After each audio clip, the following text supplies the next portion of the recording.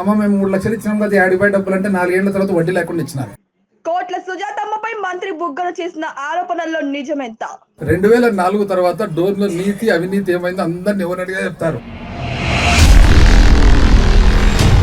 అభివృద్ధి పేరుతో 3 లక్షలు తీసుకున్నది ఎవరు?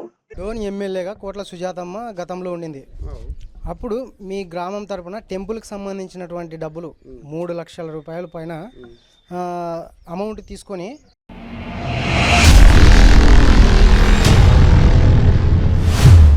కోట్ల కుటుంబంపై ఆ గ్రామ పెద్దలు చెప్పిన అసలు విషయం ఏమిటి? ఇది ఎంతవరకు నిజం? అయితే గుడికి వచ్చింది, చేపిస్తానని చెప్పింది. సర్లే మీరు ఏదో డిపాజిట్ కల్లా తిరుపతికి అన్నారు, మీరు 3 లక్షలు ఇవ్వండి.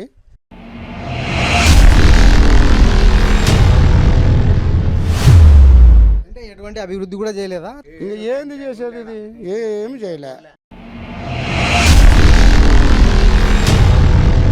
సుజాతమ్మకు ఇచ్చిన డబ్బుల మాట అయితే వాస్తవం అయితే కాదు, బుగ్గన చెప్పినట్టుగా. వాస్తవమే. మీ YGN న్యూస్ లో